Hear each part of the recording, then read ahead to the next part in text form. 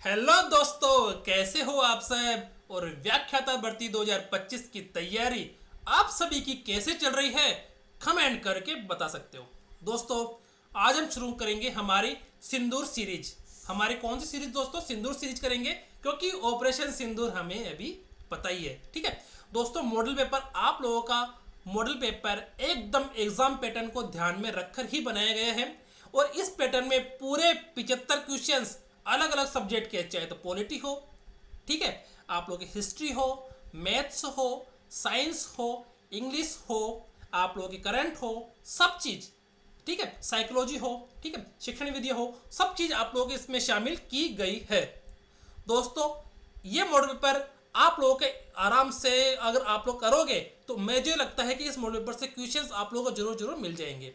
दोस्तों, मेरा आप लोगों को मैंने स्टार्टिंग में ही बता दिया था, जब हमने गणित स्टार्ट की थी, प्रथम पेपर के लिए हमने जब गणित स्टार्ट की थी, तब मैंने स्टार्टिंग में ही बता दिया था आप लोगों को कि मैं गणित के साथ साथ आप लोगों का जैसे ही गणित खत्म होगा, मैं लास्ट टाइम आप लोगों का मॉडल पेपर करवाऊंगा। तो आज आप लोगों का मॉडल पेपर की फर्स्ट मॉडल पेपर है वो मैं शुरू कर रहा हूं। दोस्तों, इस मॉडल पेपर के अंदर आपको कुछ समझ में नहीं आता है, आप कमेंट करके मुझे बता सकते हो। दोस्तों, मॉडल पेपर 99% एकदम एक्यूरेट बनाए गए हैं। हालांकि देखो दोस्तों, 2-4% कम हो सकता है, तो उसमें मैं माफी मांग लूंगा। पर मैंने जितना भी मेरी अकॉर्डिंग जितना भी हो सकता है, मैंने एकदम सही बनाया है। ठीक है, और एकदम 75 क्वेश्चन आप लोग जो सिलेबस है उसी सिलेबस के अकॉर्डिंग ही बनाया है। आप लोग एक बार ट्राई कर लेना। दोस्तों, मॉडल पेपर करने से पहले आप लोगों को क्या क्या बातें ध्यान रखनी है वो मैं आप लोगों को बता देता हूं। मॉडल पेपर करने से पहले आप लोगों के पास एक ओएमआर शीट होनी चाहिए। ठीक है दोस्तों, आप लोगों के पास एक ओएमआर शीट होनी चाहिए। अगर आप लोगों के पास ओएमआर शीट नहीं है तो आप लोगों को क्या करना है, एक ऐसी जो अपने एक ऐसा सिंपल पेपर होता है। कौन सा सिंपल पेपर? एक ऐसा सिंपल पेपर होता है अपने व्हाइट पेपर पे, 1 से लेकर 75 तक गिनती लिख लो। फिर उसके सामने आप लोग जैसे option number 1, option number 2, option number 3 जो भी हो, क्वेश्चन नंबर के अकॉर्डिंग वहां पे लिखते जाना। ठीक है दोस्तों, मॉडल पेपर आप लोग करोगे तो मुझे लगता है कि आप लोगों को मॉडल पेपर करने से एकदम डर खत्म हो जाएगा। ठीक है, एक तो डर खत्म हो जाएगा, दूसरी बात आप लोग जो क्वेश्चंस करोगे आप लोगों को कॉन्फिडेंस आएगा कि हाँ, मुझे ये क्वेश्चंस आते हैं तो मैं एग्जाम क्वालिफाई कर सकता हूं। दोस्तों, मॉडल पेपर मैंने खुद ने बनाए हैं, मेरी कोई कोचिंग नहीं है, मेरी कोई इंस्टीट्यूट नहीं है। मॉडल पेपर मैंने खुद ने ही बनाए हैं, मेरे हाथों से मैंने खुद ने टाइप किए हैं। ठीक है दोस्तों, इसलिए गलती हो सकती है, मैं नहीं कह सकता हूँ गलती नहीं हो, पर मैंने पूरा ध्यान रखा है गलती नहीं हो। ठीक है, मैंने पूरा ध्यान रखा है गलती नहीं हो। फिर भी हो जाए तो आप लोग मुझे कमेंट करके बता देना। दोस्तों, मॉडल पेपर करने से पहले जो अपने को ध्यान देने वाली बात कौन कौन सी है? सभी प्रश्नों के उत्तर अपन को करने हैं, सभी प्रश्नों के अंक समान है, और प्रत्येक प्रश्न का केवल एक ही उत्तर देना है, और एक से अधिक उत्तर देने की दशा में उस प्रश्न का गलत माना जाएगा। ठीक है, ये तो अपने परीक्षार्थियों के निर्देश है जो आप लोगों को भली बात मेरे से ज्यादा पता होंगे। ठीक है, अब अपन आगे देखते हैं। दोस्तों, जिस बच्चे को गणित के अंदर जो पहला पेपर है अपना, उसमें गणित अगर किसी भी बच्चे को नहीं आती है, किसी भी बच्चे को नहीं आती है, तो वो मेरी ये बुकलेट जो मैंने खुद ने टाइप करके मैंने खुद ने बनाई है, वो ये बुकलेट मेरे टेलीग्राम चैनल सुनील एकेडमी से डाउनलोड करके पढ़ सकता है। अभी भी आप लोगों के पास 1 महीना है, तो ये बुकलेट आराम से आप लोगों का, मुझे लगता है कि आराम से 10 क्वेश्चन आते हैं तो 10 के 10 आप लोगों को इसमें से मिल जाएंगे। और क्वेश्चन नहीं मिले तो भी मैं कह देता हूं कि उस टाइप के क्वेश्चन आप लोगों को आराम से मिल जाएंगे। ठीक है, क्योंकि मैंने पूरी थ्योरी एकदम बारीकी से पढ़ाई हुई है आप लोगों को। ठीक है दोस्तों, अगर आप लोगों को फिर भी समझ में नहीं है तो आप लोग मुझे कमेंट कर देना। ये बुकलेट आप लोगों के लिए रामबाण साबित होगी। देखो, 4 टॉपिक है इसमें, स्टैटिक्स, मेंसुरेशन, नंबर सिस्टम और बहुपद। ठीक है, फ्री बुकलेट है। पूरे राजस्थान में ऐसी बुकलेट किसी ने भी नहीं बनाई है अभी तक, और बनाई होगी तो वो आधी अधूरी बनाई होगी। ठीक है दोस्तों, चलो शुरू करते हैं आज की क्लास। दोस्तों, टाइमिंग दे रखा 1.5 घंटे का। कितने का टाइम दे रखा? 1.5 घंटे का टाइम दे रखा है। मैंने टाइमर भी इसी में लगा रखा है, क्लास के साथ साथ मैंने टाइमर भी लगा रखा है, ताकि आप लोग क्लास देखते जाओ और टाइमर का पता भी आप लोगों को लगता जाए। ठीक है दोस्तों, समझ में आ गई मेरी बात? आप लोगों को सबसे पहले ओएमआर शीट रखना अपने पास। ओएमआर शीट अगर होगी तो ही आप लोगों को क्वेश्चंस करना है। दोस्तों, क्वेश्चंस करने से पहले मैं एक चीज बता देता हूं, कोई भी साथी जिसने पहला क्वेश्चन देख लिया वो लास्ट 75 क्वेश्चन तक देखेगा। ठीक है ना, जिसने पहला क्वेश्चन देख लिया वो 75 क्वेश्चन तक देखेगा, चाहे तो आप 1 की स्पीड से करो या 2 की स्पीड से करो, 75 क्वेश्चन तक जरूर देखना। ठीक है, मैंने बहुत मेहनत करके इस क्वेश्चन को बनाए हैं। ठीक है, और चलो शुरू करते हैं। इस स्कूल व्याख्याता भर्ती के मेरे साथी सभी तैयार हो जाइए, कमर कस ले। ठीक है, शुरू करें। ठीक है, शुरू करें। ओके, मैं टाइमर स्टार्ट कर देता हूं। यहाँ पे मैं टाइमर स्टार्ट करता हूं यहाँ पर। ठीक है दोस्तों, क्वेश्चंस स्टार्ट होने वाले हैं। मैं टाइमर स्टार्ट कर रहा हूं। 1 2 3, 1 2 3। ओके, ठीक है, टाइमर स्टार्ट हो गया। चलो शुरू करते हैं। उत्तर मेरूर अभिलेख जिसमें स्थानीय स्वशासन की जानकारी मिलती है, किस वंश के शासक द्वारा लिखवाया गया था? इस क्वेश्चन का आंसर मुझे फटाफट बता दो दोस्तों, कमेंट करके। दोस्तों कमेंट करके बता देना, या आप अपने ओमार शीट के अंदर इसका आंसर लिख लो जल्दी से। उत्तर मेरूर अभिलेख जिसमें स्थानीय स्वशासन की जानकारी मिलती है, किस वंश के शासक द्वारा लिखवाया गया था?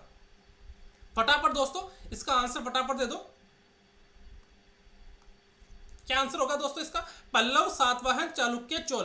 पल्लव, सातवाहन, चालुक्य, चोल। पल्लव, सातवाहन, चालुक्य, चोल। इसका आंसर क्या होगा आप लोग कमेंट करके बता सकते हो, और अपने ओमार शीट के अंदर भी इसका आंसर लिख लेना। मैंने बताया था ना कि option number 1, option number 2, option number 3, option number 4। ठीक है, देखो ऐसे, इसमें अगर आप लोगों के पास ओमार शीट नहीं है तो ऐसी बना लेना पेपर के अंदर 175 तक। तो इसका राइट आंसर क्या होगा बताओ मुझे? इसका राइट आंसर होगा दोस्तों चोल।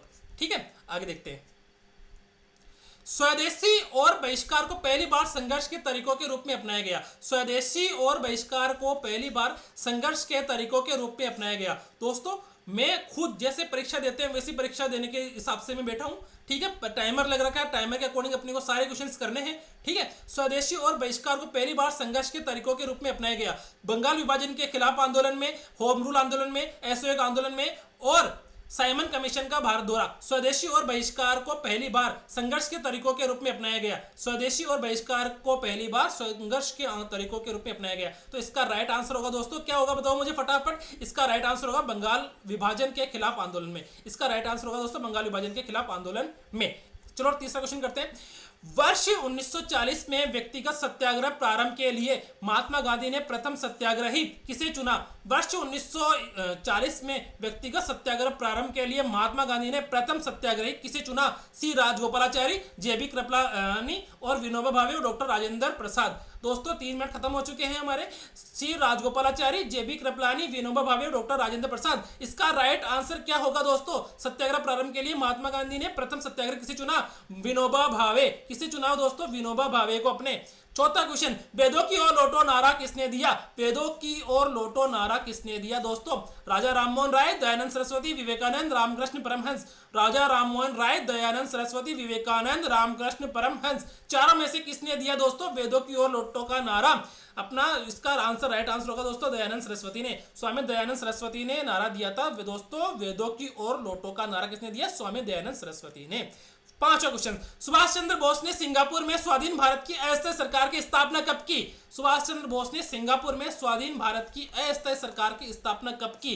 दोस्तों किसी को ऐसा तो नहीं लग रहा है कि सर फटाफट कर रहे हैं। दोस्तों हमको गणित भी करनी है, अभी सबसे इंपॉर्टेंट गणित करनी है, क्योंकि गणित के अंदर आपको पता ही है कि टाइम लगता है, तो इसलिए फटाफट करना पड़ता है। सुभाष चंद्र बोस ने सिंगापुर में स्वाधीन भारत की अस्थायी सरकार की स्थापना कब की? 21 अक्टूबर, 2 जुलाई, 21 जुलाई, 2 जुलाई। बताओ इसका राइट आंसर कब होगा दोस्तों? इसका राइट आंसर 21 अक्टूबर 1942। समय 42 तैयार है, 43 आगे, तो 21 अक्टूबर 2 जुलाई, 21 अक्टूबर 2 जुलाई कब की बताओ दोस्तों स्वाधीन भारत की अस्थायी सरकार की स्थापना सुभाष चंद्र बोस ने? इसका राइट आंसर होगा दोस्तों 21 अक्टूबर 1943। ठीक है दोस्तों, 21 अक्टूबर 1943 इसका राइट आंसर हो गया। 26 जनवरी 1858 को किस 20 जनवरी 1858 को किस अंग्रेज अधिकारी ने अहुआ पर आक्रमण कर उस पर अधिकार कर लिया था? 20 जनवरी 1858, क्या लिखा हो दोस्तों यहाँ पर? 1858 को किस अंग्रेज अधिकारी ने अहुआ पर आक्रमण कर उस पर अधिकार कर लिया? एडन, लुडलो, मेटकॉफ और Holmes. Captain Eden, captain Ludlow, Charles Metcalfe और कर्नल होम्स। क्या राइट आंसर होगा इसका दोस्तों? मुझे फटाफट बता दो। 20 जनवरी 1858 को किस अंग्रेज अधिकारी ने अहुआ पर आक्रमण कर उस पर अधिकार कर लिया था? बताओ दोस्तों मुझे। इसका राइट आंसर होगा दोस्तों कर्नल होम्स। ठीक है, कर्नल होम्स। दोस्तों कैसी लग रही है सीरीज कमेंट करके बता देना। ठीक है, आगे देखते हैं। वर्ष 1941 में जागीर माफी आंदोलन। वर्ष 1941 में कौन सा दोस्तों? जागीर माफी आंदोलन, जागीर माफी आंदोलन किस प्रजामंडल द्वारा चलाया गया?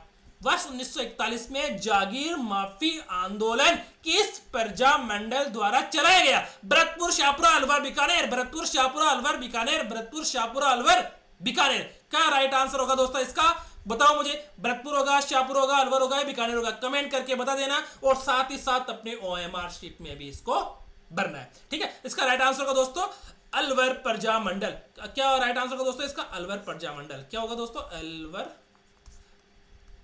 प्रजामंडल। ठीक है दोस्तों, जागीर माफी आंदोलन अलवर प्रजामंडल से संबंधित है। 1750 से 1000 ईस्वी, 1750 से 1000 ईस्वी के दौरान राजस्थान और अधिकांश उत्तरी भारत में निम्नलिखित में से किसने शासन किया? कब? 750 से 1000 ईस्वी के दौरान राजस्थान में अधिकांश उत्तरी भाग पर निम्नलिखित में से किसने शासन किया? चौहान, मराठा, प्रतिहार और सिसोदिया। चौहान, मराठा, प्रतिहार और सिसोदिया। कमेंट करके बताओ और OMR शीट में भर दो। हमारे 6 मिनट हो चुके हैं दोस्तों कंप्लीट। दोस्तों बताओ मुझे, किसने किया अधिकार हमारे राजस्थान और उत्तरी भारत पर? किसने? चौहान ने, मराठा ने, प्रतिहार ने, सिसोदिया ने। किसने किया दोस्तों? बताओ मुझे। प्रतिहार ने। प्रतिहार ने हमारे उत्तरी भारत पर अधिकांश शासन किया। 8 क्वेश्चन कंप्लीट हो चुके हमारे। ठीक है दोस्तों, 8 हो गया ना? ठीक है, 8 हो चुके हैं। 9वां क्वेश्चन, किस राजपूत रानी ने हुमायूं को राखी भेजी? किस राजपूत रानी ने हुमायूं को राखी भेजी? ये तो आप लोगों को पता ही है। आप लोगों को पता ही क्वेश्चन, मुझे पता है। आप लोग इसको क्वेश्चंस को मेरे हिसाब से 99% लोग सही बता दोगे। अहिल्याबाई, दुर्गावती, कर्मावती, लक्ष्मीबाई। अहिल्याबाई, दुर्गावती, कर्मावती, लक्ष्मीबाई। अहिल्याबाई, दुर्गावती, कर्माबाई और लक्ष्मीबाई। राइट आंसर क्या होगा दोस्तों इसका? इसका राइट आंसर दोस्तों रानी कर्मावती। क्या दोस्तों? रानी कर्मावती ने हुमायूं को राखी भेजकर अपनी रक्षा के लिए उसे राखी भेजी थी। किसने भेजी दोस्तों? अपनी रानी कर्मावती ने। ठीक है, question number 10। Question number 10, Alwar में किसानों के आंदोलन के दौरान नीमूचाना नामक स्थान पर एक सभा पर गोलियां चलाने से हजारों लोग शहीद हो गए। किस राजनेता ने इस नरसंहार को जलियांवाला बाग हत्याकांड से विवश बताया तथा इसे दोहरी डायर शायरी कहा? किसने कहा? सुभाष चंद्र बोस, सिद्धू सीताराम रामदास, अपने गांधी जी और विजय सिंह पथिक। इसका राइट आंसर क्या होगा? कमेंट करके बताओ जल्दी से। दोस्तों आप लोगों को OMR शीट भी साथ साथ भरनी है। ये मत भूल जाना कि OMR शीट नहीं भरनी है अपने को, OMR शीट भी साथ साथ भरनी है। ठीक है, और कमेंट करके बताते जाओ कि भाई मैंने जो क्वेश्चंस बनाए हैं वो सही आ रहे हैं कि नहीं आ रहे समझ में। अरे समझ में नहीं आए तो कमेंट कर देना। आपको पता है मॉडल पेपर के अपने अभी 10 क्वेश्चंस हुए हैं, अभी भी हमारे 65 क्वेश्चंस बाकी है। देखना यह होगा कि आप लोगों को क्वेश्चंस आते हैं या नहीं आते हैं। कि अलवर में किसानों के आंदोलन के दौरान नीमूचाना नामक स्थान पर एक सभा पर गोले चलाने से हजारों लोग शहीद हो गए। किस राजनेता ने इस नरसंहार को जलियांवाला बाग हत्याकांड से विवश बताया तथा इसे दोहरी डायर शायरी कहा? अपने ये किसने कहा दोस्तों? हमारे साधु सीताराम दास जी ने कहा क्या? नहीं, ये अपने कहा महात्मा गांधी ने। किसने कहा दोस्तों? ये अपने महात्मा गांधी ने। ठीक है, मेवाड़ी भाषा में योग सूत्र, भगवत गीता और सांख्य कारिका ग्रंथों की रचना किसने की? भगवत गीता एवं सांख्य कारिका ग्रंथों की रचना किसने की? मेवाड़ी भाषा में। कौन सी भाषा में दोस्तों? मेवाड़ी में किसने की? ठीक है, चतुर सिंह, पृथ्वीराज राठौड़, दुर्सा आडा और शिवदास। किसने की बताओ मुझे? मेवाड़ी भाषा में योग सूत्र और भगवत गीता एवं सांख्य कारिका ग्रंथों की रचना किसने की? चतुर सिंह, पृथ्वीराज राठौड़, दुर्सा आडा और शिवदास ने। तो दोस्तों इसका राइट आंसर होगा दोस्तों चतुर सिंह। क्या होगा दोस्तों? चतुर सिंह। ठीक है, इसका राइट आंसर क्या होगा दोस्तों? चतुर सिंह। आगे देखते हैं, निम्नलिखित में से असुमेलित युग्म की पहचान कीजिए। निम्नलिखित में से असुमेलित युग्म की पहचान कीजिए। एक थंबा महल जोधपुर, काष्ठ महल बूंदी, अबली मिर्णी का महल कोटा और स्वरूप निवास महल सरोही। क्या राइट आंसर होगा दोस्तों इसका? निम्नलिखित में से असुमेलित युग्म की पहचान कीजिए। आप लोग साथ साथ में OMR शीट भर रहे हो कि नहीं भर रहे हो? कमेंट करके मुझे बता देना दोस्तों। समझ में आई कि नहीं आई वो भी बता देना दोस्तों। मैंने तो देखो खूब मेहनत से आप लोगों के लिए ये पेपर तैयार किया है। अब वो आपकी मर्जी, देखो आपको पसंद आए या नहीं आए, क्योंकि मुझे पता है अगर जिसने मॉडल पेपर अच्छे से कर लिया है लास्ट टाइम में वो आराम से सक्सेस हो जाएगा। एक थंबा महल, काष्ठ प्रसाद महल बूंदी, एकथंबा महल जोधपुर, अबलीमणि महल कोटा, स्वरूप निवास महल सिरोही। इसका राइट आंसर क्या होगा दोस्तों? जो सुमेलित नहीं है। क्यों दोस्तों? ये जो सुमेलित नहीं है, सुमेलित नहीं है, सुमेलित नहीं है। तो इसका जो राइट आंसर होगा दोस्तों वो क्या होगा दोस्तों? अबलीमणि महल कोटा और काष्ठ प्रसाद महल दोस्तों ये बूंदी। इसका काष्ठ प्रसाद महल दोस्तों ये बूंदी इसका राइट आंसर है। ठीक है, आगे देखते हैं।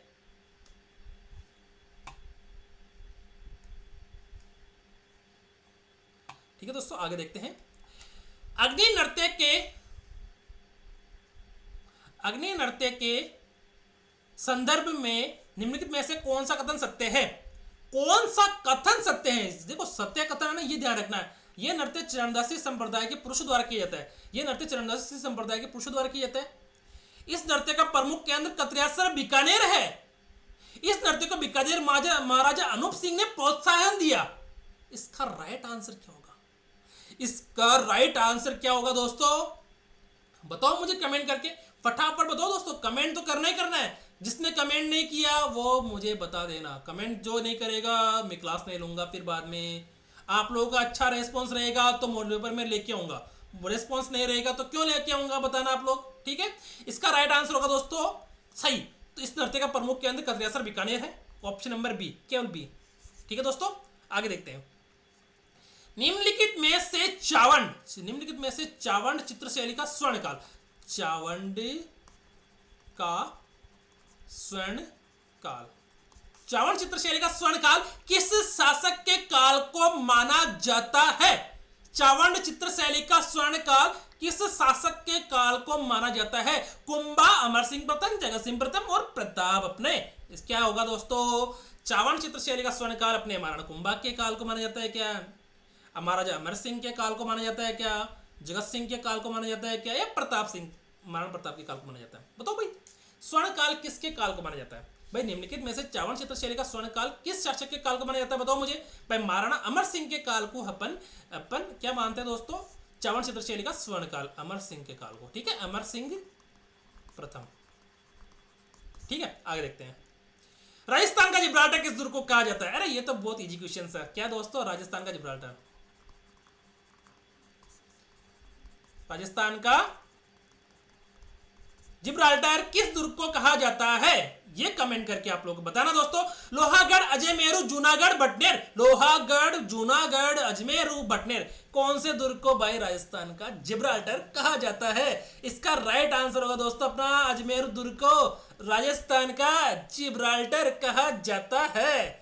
दोस्तों ये अपना एक पार्ट कंप्लीट हो चुका है। अब हमारे जो गणित के प्रश्न शुरू होने वाले हैं। अब आपको पता है गणित ही एक ऐसा चैप्टर है, गणित एक ऐसा अपना टॉपिक है जिसमें सबसे ज्यादा टाइम लगता है। क्या लगता है दोस्तों? सबसे ज्यादा टाइम गणित में लगता है। आगे देखते हैं दोस्तों, आगे देखते हैं दोस्तों इस क्वेश्चंस को अपन करते हैं दोस्तों। यदि दोस्तों इसको देखते हैं, मैं सही कर देता हूं इसको।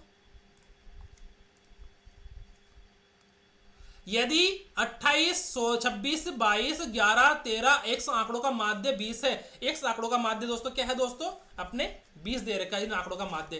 तो बताओ x का मान क्या होगा? तो भाई माध्य क्या होता है अपना? देखो माध्य होता है अपना, माध्य होता है प्रेक्षणों का योग बटे हुए प्रेक्षणों की संख्या। ठीक है, तो प्रेक्षणों का योग कितना अपना? 28 plus 26 plus 22 plus 11 plus 13 plus x बटे हुए प्रेक्षणों संख्या कितनी है? 1 2 3 4 5 6 बराबर माध्य कितना? 20। ठीक है, तो 20 को 6 से गुणा करेंगे तो कितना आ जाएगा? 120 बराबर 28, 26, 22, 11 और 13 इन सबको जोड़ो कितना है?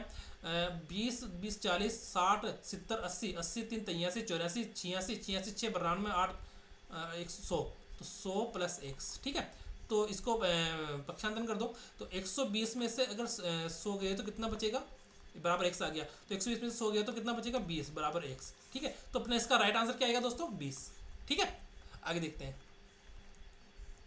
100 परिवारों में बच्चों की संख्या निम्न प्रकार है। तो इसका समांतर माध्य ज्ञात करना है दोस्तों। ठीक है, तो दोस्तों सिग्मा समांतर माध्य ज्ञात करना है। तो देखो अब ऐसा क्वेश्चन आ जाते हैं ना आप लोगों के पास दोस्तों। अगर ऐसा क्वेश्चन आ जाता है जिसमें सारणी बनी हुई है तो आप लोगों को क्या करना है? सारणी बनी हुई है तो इसमें क्या करना है? अब जैसे सारणी बनी है तो इसके नीचे भी एक सारणी बना लो। ठीक है। इसके नीचे भी एक सारणी बना लेनी है अपने को, और अपने को क्या करना है दोस्तों, सारणी बना के अपने को ज्ञात क्या करना है, समांतर माध्य। तो देखो समांतर माध्य ये तो सारणी के अंदर दे रखा, ठीक है, बंटन रूप में। तो अपने को इसका इसका आंसर क्या होगा, देखो एक्स और एफ, ठीक है, जिसमें बच्चों की संख्या एक है वो 45 परिवार है, दो है जो 25 परिवार है, तीन है जो 19 परिवार है, चार जो 8 परिवार है, पांच है जो 2 परिवार है, और छह जो 1 परिवार है। तो इसमें sigma F I X I upon sigma F I, तो इसका जो समांतर माध्य का फॉर्मूला कौन सा होता है, sigma F I upon sigma F I X I upon sigma F I x F I, ठीक है। तो इस पर sigma F I X I कर देते हैं यहाँ पर, 45 से कम 45, ठीक है, 25 को 2 से गुणा करेंगे तो 50, और 19 57, और 8 चौक 32, 5 दूनी 10, और 6 एकम 6, ठीक है। तो इसको जोड़ो भाई कितना है, और इधर कितना है 25, 4 2 6 और 1 7, 70, 70 के बाद में 5 5 80, 80 9 89, 89 और 8 97, 98 99 100। तो ये टोटल सिग्मा एफ आई कितना हो गया, 100, ठीक है दोस्तों। अब इनको जोड़ो 45 5 50 कितने 45 और 5 सॉरी 4 5 9 9 5 14 15 16 17 17 18 18 होगी 80, 180 180 में से 5 जुड़ेंगे तो 185 185 7 192 194 200। तो इस सिग्मा एफ आई एक्स आई कितना हो गया अपना 200। तो अपना जो फॉर्मूला है वो क्या आ गया 200 बटे हुए 100। तो इसका मतलब क्या होगा अपना, इसका मतलब क्या होगा दोस्तों अपने, इसका राइट आंसर क्या हो जाएगा 2, ठीक है दोस्तों। इसका राइट आंसर क्या हो जाएगा 2, कि इसका समांतर माध्य क्या हो गया 2। आगे देखते हैं, निम्न बंटन का माध्य ज्ञात कीजिए। निम्न बंटन का माध्य ज्ञात करना है तो पी माध्य माध्य कितना दे रखा दोस्तों अपने को, माध्य दे रखा अपने पास यहाँ पर, माध्य दे रखा अपने पास 7.5 दोस्तों, माध्य दे रखा 7.5 अपने, और पी का मान ज्ञात करना है। तो देखो माध्य क्या दे रखा अपने पास, तो 7.5, देखो सेम टू सेम वही सीरीज है। देखो अगर सारणी ऐसे दे रखी तो अपने को ऐसे ही करना है, आगे नहीं बढ़ना है। देखो अपने को देखो निम्न बंटन का माध्य ज्ञात कीजिए ना, निम्न बंटन का माध्य ज्ञात कीजिए, तो सिग्मा एफ आई एक्स आई बटे सिग्मा एफ आई, ठीक है ना, ये करना है। तो सिग्मा एफ आई कितना हो जाएगा 6 8 14 14 15 29 29 और 8 37 और 4 41, तो 41 प्लस पी, तो इसका सिग्मा एफ आई हो गया। और यहाँ पर sigma sorry F I X I कर लो पहले, तो एफ आई एक्स आई कर लो यहाँ पर, ठीक है। 6 कम 6 दोबारा 6 18, और 8 5 40, और 15 7 तो 105, और इधर 9 पी, और इधर 11 80 88, और इधर 13 चौक 52, ठीक है, 13 चौक 52, ठीक है। यहाँ पर तो इतना आ गया।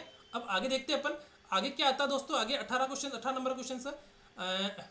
अब जोड़ लेते हैं, सबको एक बार जोड़ना तो पड़ेगा ना। यहाँ पर 9 पी आ गया, इधर ना 9 पी है यहाँ पे 9 पी, ठीक है।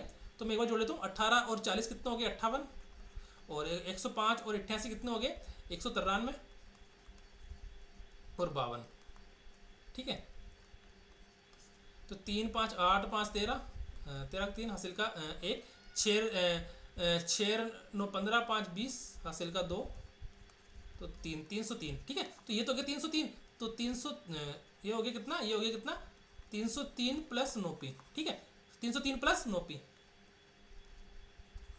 ठीक है। आगे देखते हैं अपन, है ना। देखो 303 सिग्मा एफ आई एक्स आई कितना है दोस्तों 303 प्लस 9 पी बट्टे में क्या है 41 प्लस पी बराबर, इसका माध्य कितना दे रखा दोस्तों 7.5 7.5, ठीक है।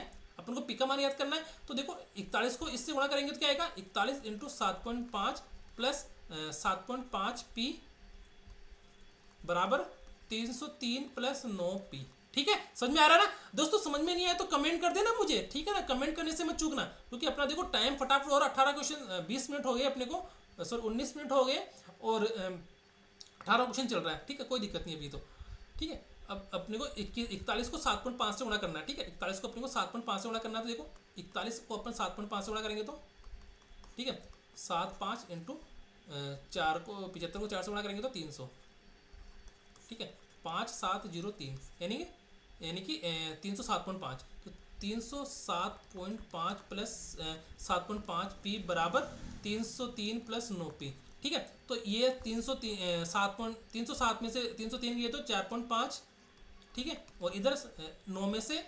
7.5 गए तो 1.5 पी, ठीक है। तो अगर अपन को पी का मान ज्ञात करना है तो क्या करेंगे इसके अंदर 4.5 में अपन 1.5 का भाग लगा देंगे, तो कितना आएगा दोस्तों 3। तो पी का मान अपना कितना आ गया 3 आ गया, ठीक है दोस्तों। यहाँ पर अपना पी का मान कितना आ गया 3 आ गया, ठीक है। यहां तक जिसको समझ में आ गया वो कमेंट कर देना। आगे देखते हैं, आरोही क्रम में व्यवस्थित प्रेक्षणों के एक सेट 15, 16, 18, 22, x+2, x+3, 26, 27, 30 की माध्यिका 24 है। तो x का मान ज्ञात करना है। x का मान क्या करना है दोस्तों, ज्ञात करना है। तो दोस्तों x का मान ज्ञात करना है तो अपन देखते यहां पर देखो दोस्तों, ये 1, 2, 3, 4, 5, 6, 7, 8, 9 ये है दोस्तों अपन को माध्यिका ज्ञात करनी है। क्या ज्ञात करनी है अपने को, माध्यिका ज्ञात करनी है। और माध्यिका ज्ञात करनी है तो क्या करेंगे, जब प्रेक्षणों की संख्या क्या हो, जब प्रेक्षणों की संख्या क्या हो, प्रेक्षणों की संख्या क्या हो, विषम हो।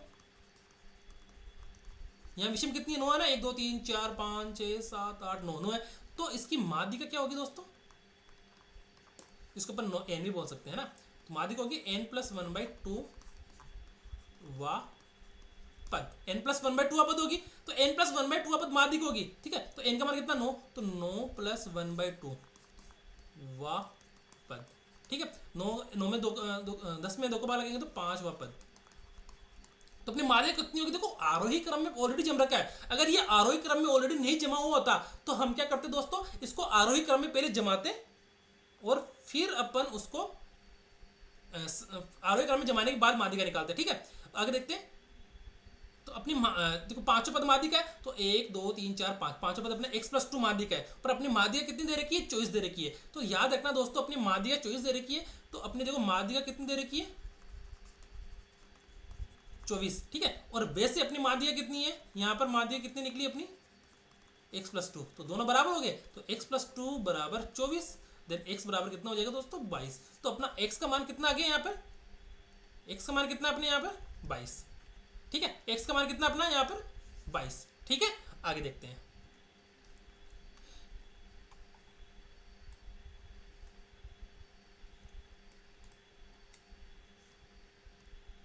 यहां तक जिसको समझ में आ गया 19 क्वेश्चन हमारे कंप्लीट हो चुके हैं। 20वां क्वेश्चन, एक नमूना डेटा के लिए माध्य 60 माध्यिका 48, तो इस विवरण के लिए बहुलक होगा। तो इस विवरण के लिए बहुलक क्या होगा दोस्तों, बहुलक का फॉर्मूला क्या होता है दोस्तों, बताओ मुझे। बहुलक बराबर 3 इंटू माध्यिका -2 इंटू माध्य, ठीक है। तो अपना बहुलक कितना है दोस्तों, बहुलक तो अपने को निकालना है। तो बहुलक बराबर 3 इंटू माध्य कितनी अपनी 48 -2 इंटू माध्य कितना 60, ठीक है। तो अपने ये कितना हो गया 8 या 24 का 4 हासिल का 2 4 12 13 14 -120, ठीक है। तो कितना है 24 अपना बहुलक हो गया। कितना हो गया दोस्तों, 24 अपना बहुलक हो गया, ठीक है। 24 अपना क्या हो गया दोस्तों, बहुलक हो चुका है, ठीक है। यहां तक समझ में आ गई। आगे देखते हैं दोस्तों, यहां तक जिसको समझ में आ गया वो कमेंट करके बता देना दोस्तों मुझे। अब बोल रहा है एक दीवार की लंबाई चौड़ाई और ऊंचाई क्रम से, अब देखो ये दीवार है, ठीक है।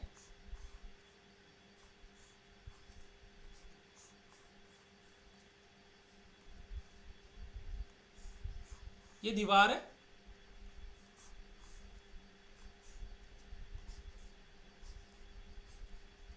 तो दीवार की लंबाई 5 मीटर, चौड़ाई 30 सेंटीमीटर और ऊंचाई 3 मीटर दे रखी है, ठीक है। तो दीवार बनाने में 20 सेमी 10 सेमी और 7.5 सेमी माप की ईंटों की संख्या याद कीजिए। तो देखो ईट इतनी बनेगी, दीवार ईंटें बनेगी इतनी, ठीक है, ईंटें बनेगी ना, ठीक है। दीवार की लंबाई चौड़ाई ऊंचाई दे रखी है, तो बताओ मुझे क्या होगा, बताओ ईंटें निकालनी है अपने को, कितनी ईंटें बनी। तो दीवार के आयतन में ईंटों के आयतन का भाग लगा दो भाई, दीवार के आयतन में ईंटों का आयतन का भाग लगा दो।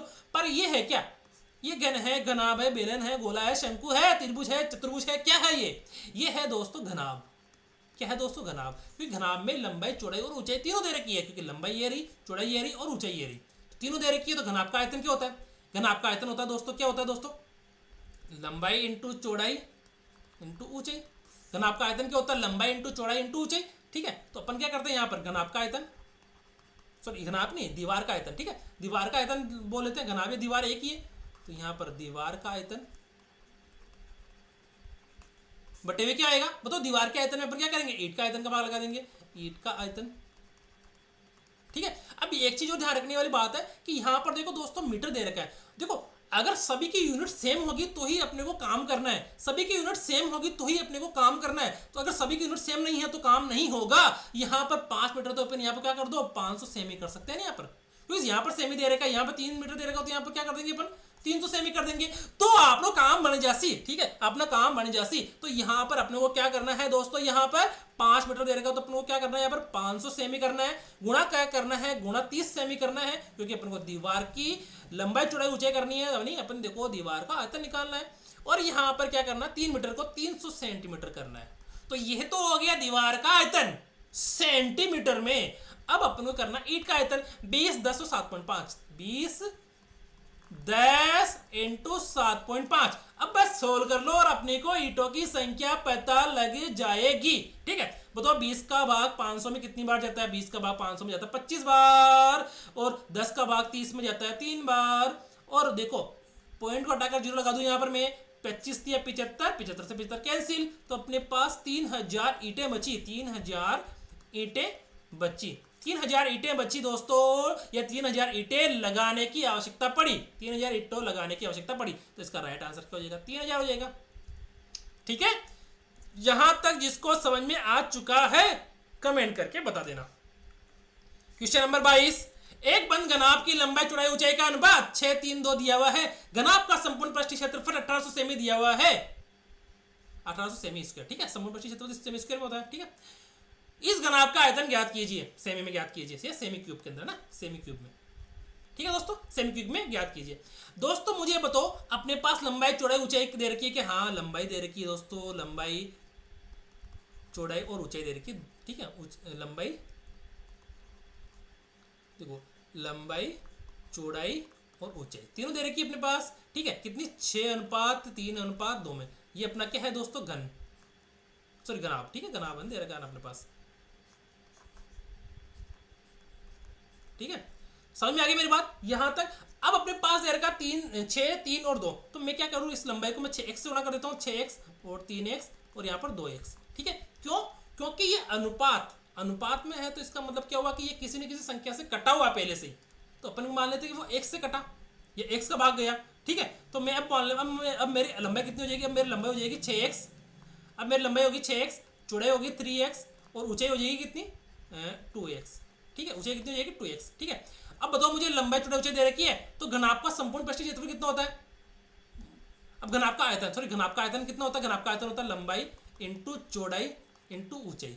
तो मुझे लंबाई चौड़ाई ऊंचाई ज्ञात करनी है, मुझे लंबाई चौड़ाई ऊंचाई ज्ञात करनी है ताकि मैं उसका आयतन ज्ञात कर सकूं। ठीक है, तो इसका बताओ 6x 3x और 2x को कैसे ज्ञात करेंगे अपन को ज्ञात करना है इसका x का मान ज्ञात करना है। ठीक है, x का मान ज्ञात करके यहाँ पर अपना लंबाई चौड़ाई ऊंचाई ज्ञात हो जाएगी अपने पास। ठीक है, तो बताओ मुझे घनाभ का संपूर्ण पृष्ठीय क्षेत्रफल। ठीक है, घनाभ का संपूर्ण पृष्ठीय क्षेत्रफल क्या होता है दोस्तों, 2 कोष्टक लंबाई इंटू चौड़ाई प्लस चौड़ाई इंटू ऊंचाई प्लस ऊंचाई इंटू लंबाई। ठीक है, ये होता है। तो घनाभ का देखो, घनाभ का संपूर्ण पृष्ठीय क्षेत्रफल यहाँ तो समझ में आ गया। तो कितना है दोस्तों, 1800 दे रखा है ना, तो 1800 तो इधर आ गया घनाभ का संपूर्ण पृष्ठीय क्षेत्रफल। तो 2 कोष्टक लंबाई कितनी है अपनी 6x और चौड़ाई कितनी है 6 3 2 है ना, चौड़ाई 3x है ना, प्लस चौड़ाई इंटू ऊंचाई कितनी है 2x प्लस ऊंचाई 2x और लंबाई कितनी है अपनी 6x।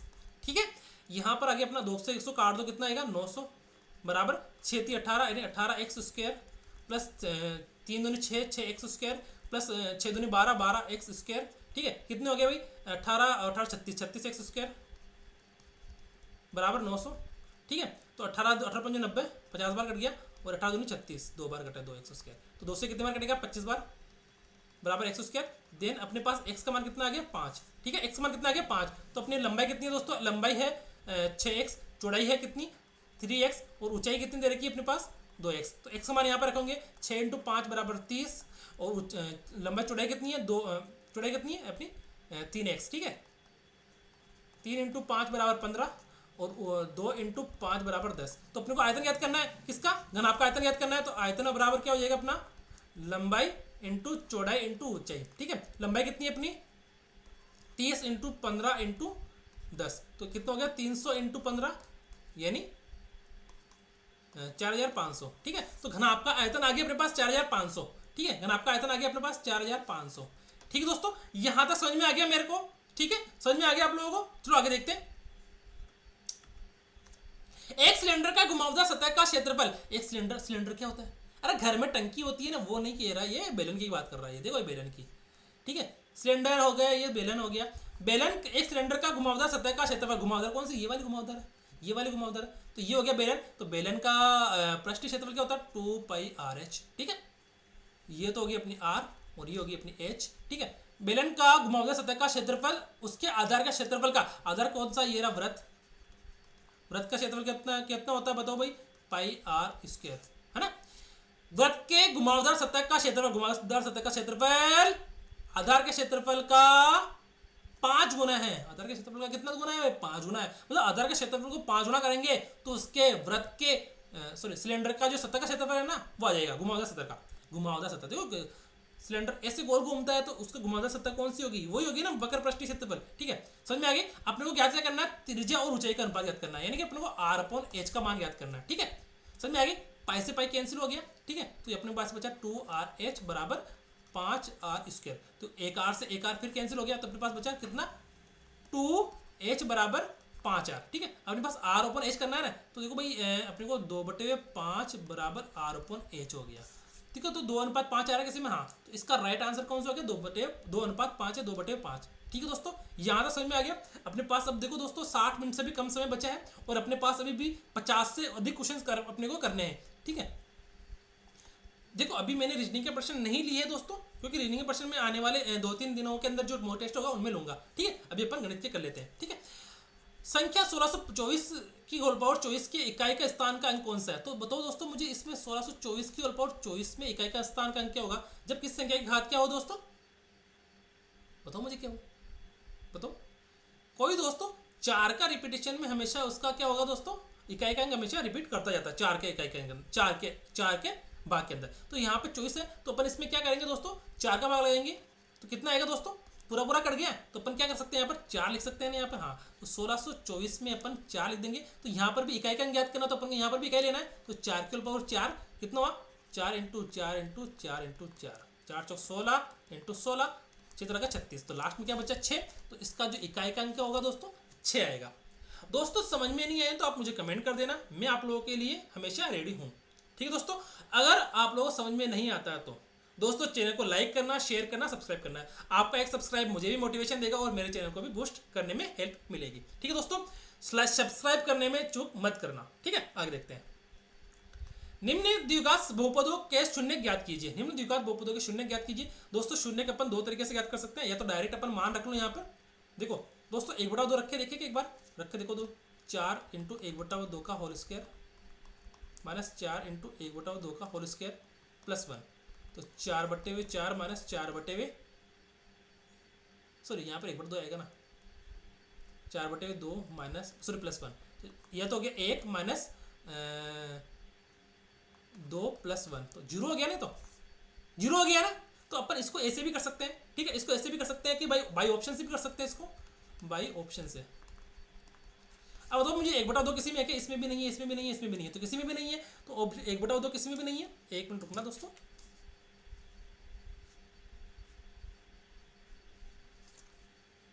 ठीक है दोस्तों। 1/2 किसी में भी नहीं है, तो अपन को इसमें इसको इस प्रकार से कर सकते हैं, ठीक है। इसको इस प्रकार से भी कर सकते हैं, 1/2 रख के ऑप्शन से। और अगर ऑप्शन से आपको नहीं आता है तो अपन इसको कैसे करेंगे? 4x² माइनस 4x + 1, है ना। 4x² माइनस 4x + 1, ठीक है। तो इन दोनों गुणा करोगे कितना आएगा? 4x²। तो माइनस 4x किस प्रकार से तोड़ेंगे कि 4x² आ जाए, ठीक है। तो माइनस 2x माइनस 2x, इन दोनों गुणा करेंगे कितना आएगा? प्लस 4x², ठीक है। तो 4x² minus 2x minus 2x + 1, ठीक है। तो अपन यहाँ पर कॉमन लेंगे इन दोनों में से 2x, अंदर क्या बचेगा? 2x माइनस 1, ठीक है। इधर -1 कॉमन ले लेंगे तो अंदर क्या बचेगा? 2x माइनस 1, ठीक है। इन दोनों में भी 2x माइनस 1 कॉमन आ रहा है, 2x माइनस 1, और इन दोनों में क्या बचेगा अंदर? 2x माइनस 1 बराबर 0, ठीक है, ठीक है। अब 2x माइनस 1 भी 0 के बराबर है, और इधर भी 2x माइनस 1 भी 0 के बराबर है। तो x का मान कितना आ गया? 1/2, और इधर भी x का मान कितना आ गया? 1/2, ठीक है। यहाँ तक समझ में आ गई। तो अपने पास क्या आ गया दोस्तों? 1/2, 1/2। इसका राइट आंसर क्या हो गया? 1/2, 1/2। दोस्तों अपने 35 मिनट कंप्लीट हो चुके हैं दोस्तों, 35 मिनट अपने कंप्लीट हो चुके हैं दोस्तों, क्लास कंप्लीट हो चलते चलते। ठीक है, मैं तो सब पानी पी लेता हूँ। ठीक है,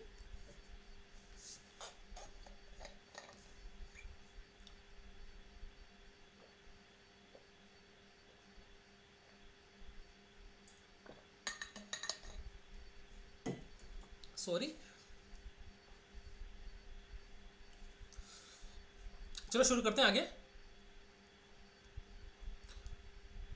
सही विलोम शब्द युग्म निम्न में से किस विकल्प में है? सही विलोम शब्द युग्म निम्न में से किस विकल्प में है? बताओ मुझे। सजल निर्जल, अस्त व्यस्त, सादर निरादर और वादी और प्रतिवादी। बताओ मुझे। सजल निर्जल, अस्त व्यस्त, सादर निरादर, वादी प्रतिवादी। सही विलोम शब्द युग्म निम्न में से किस विकल्प में है? हिंदी का क्वेश्चन से दोस्तों 5 क्वेश्चन हिंदी के आते हैं, तो 5 मैंने दे रखे हैं। बताओ मुझे कि इसका राइट आंसर क्या होगा दोस्तों।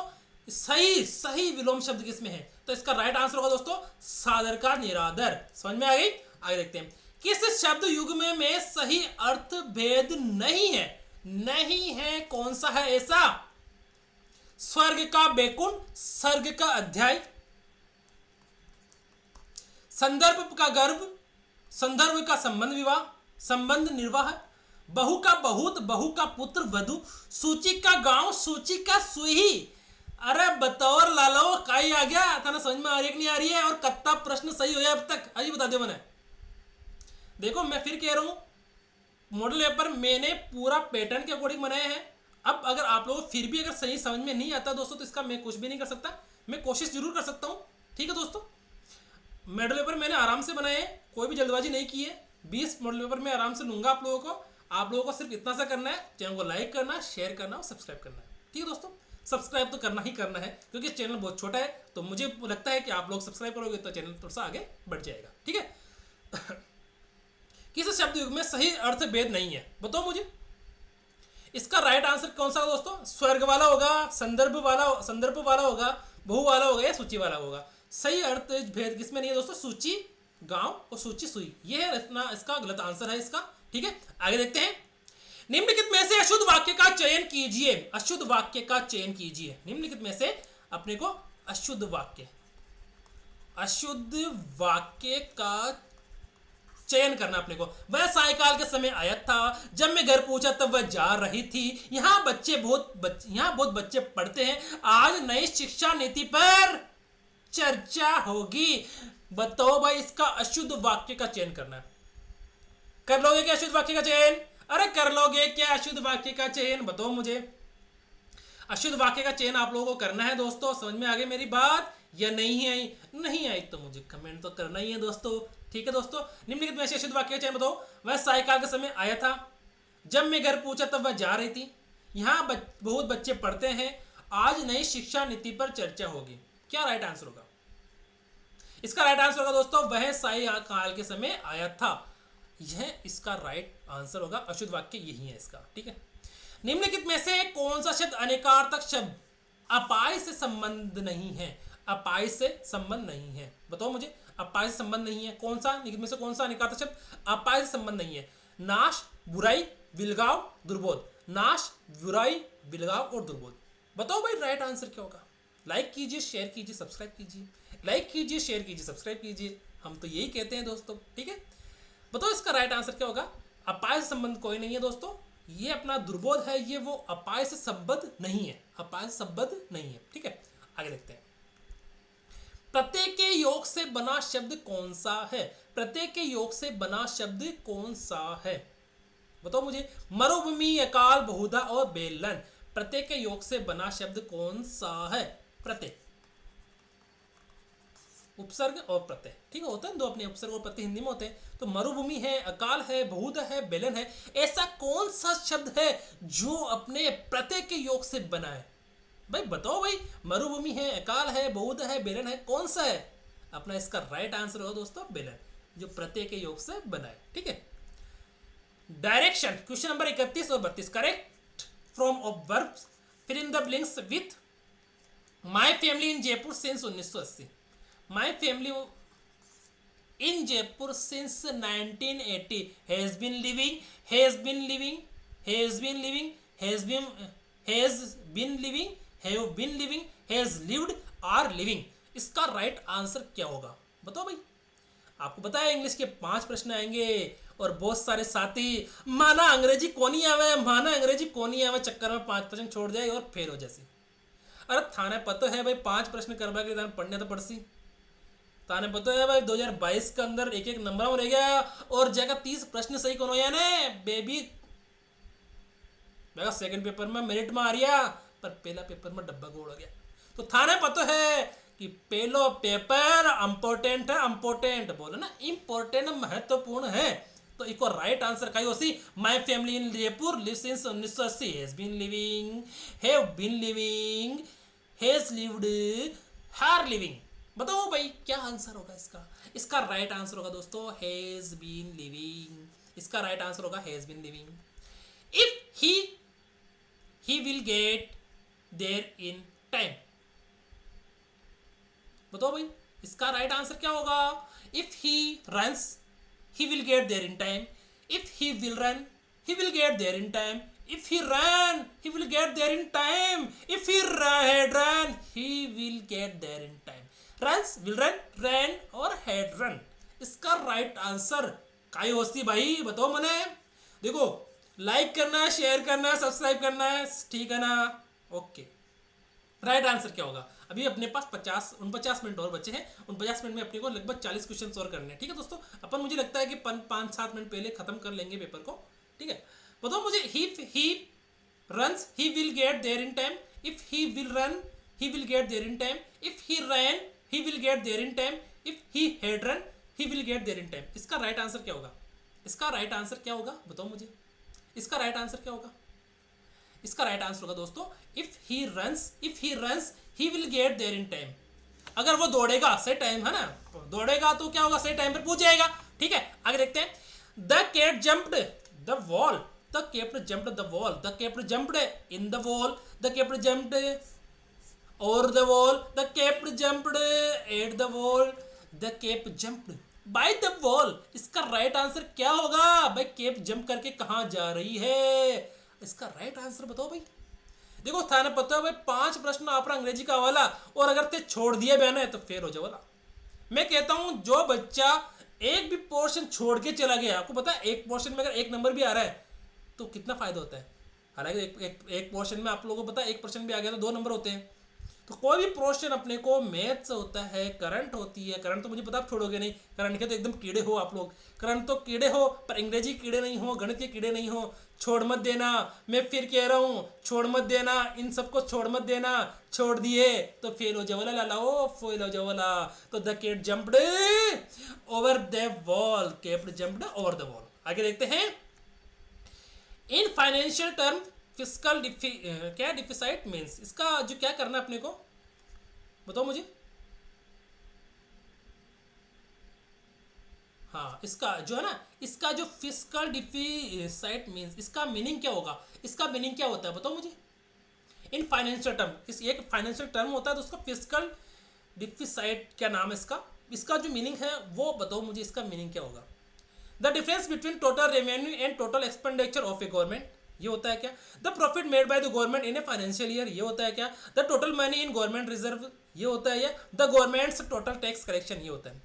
इसका राइट आंसर क्या होगा दोस्तों। दोस्तों देखो प्रश्न तो कोई सा भी आ सकता है, प्रश्न तो कोई सा भी आ सकता है। ठीक है दोस्तों अब आपको पता है कि कौन सा प्रश्न आ सकता है तो आपको उसी हिसाब से तैयार होकर रहना है। ठीक है दोस्तों अब आप लोग मुझे कमेंट कर, देखो पहले आप लोग टेस्ट दे लो उसके बाद में कमेंट करके मुझे बताना भाई कि कैसा लगा या मुझे आगे कोशिश करनी चाहिए क्या। मैं 2-4-5 टेस्ट लूंगा और अगर आप लोगों का पॉजिटिव रिस्पॉन्स रहता है तो मैं कंटिन्यू इसको 1 महीने तक चलाऊंगा।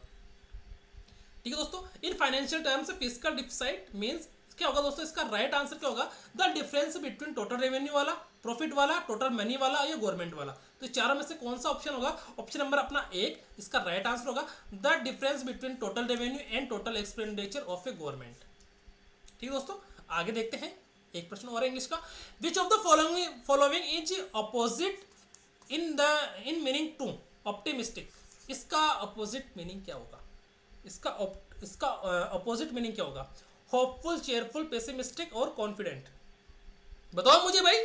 अरे यार आप लोग अगर देखो करोगे क्वेश्चंस तो आगे बढ़ोगे ना। आप लोग करोगे नहीं तो कैसे आगे बढ़ोगे?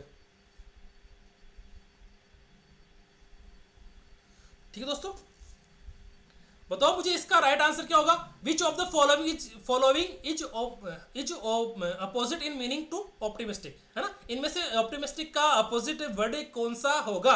होपफुल, चेयरफुल, पेसिमिस्टिक और कॉन्फिडेंट। ठीक है, बताओ मुझे इसका राइट आंसर क्या होगा? इसका राइट आंसर होगा दोस्तों अपने पेसिमिस्टिक। ठीक है, आगे देखते हैं।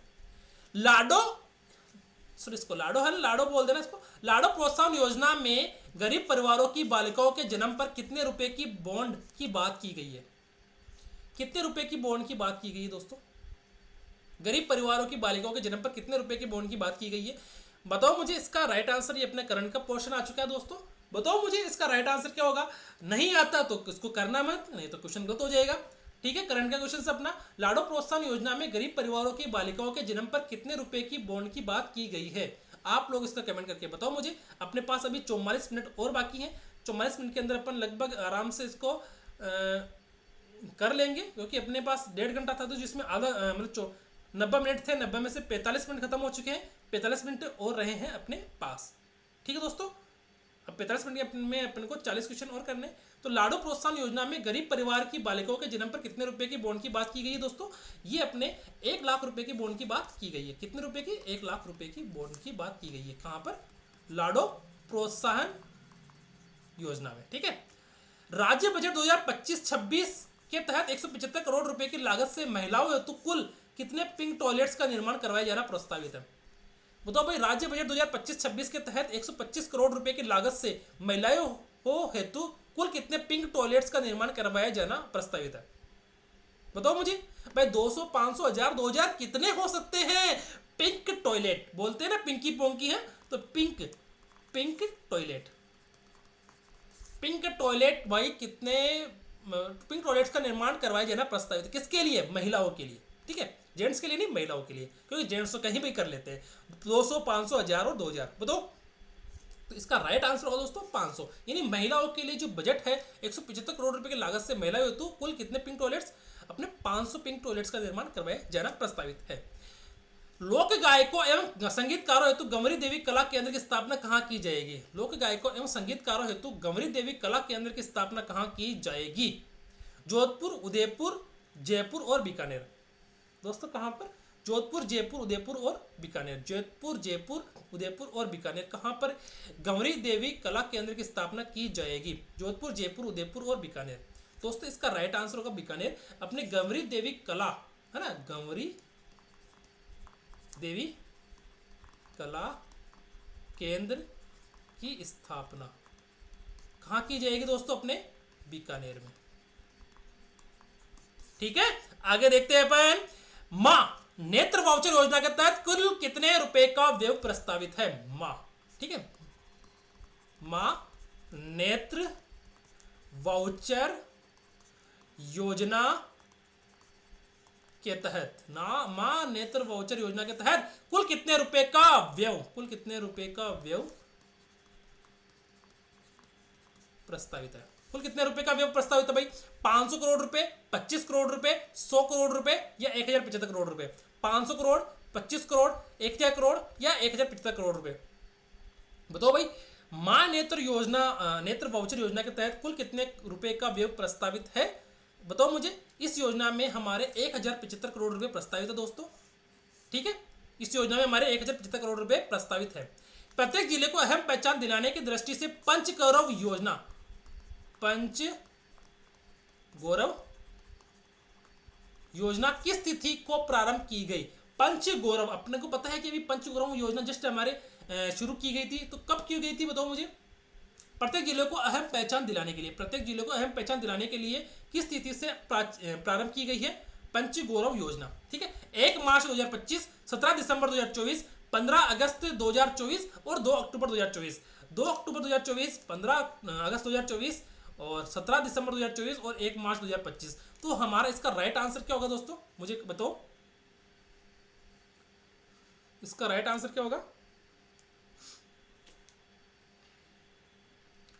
इसका राइट आंसर होगा दोस्तों हमारा 17 दिसंबर 2024।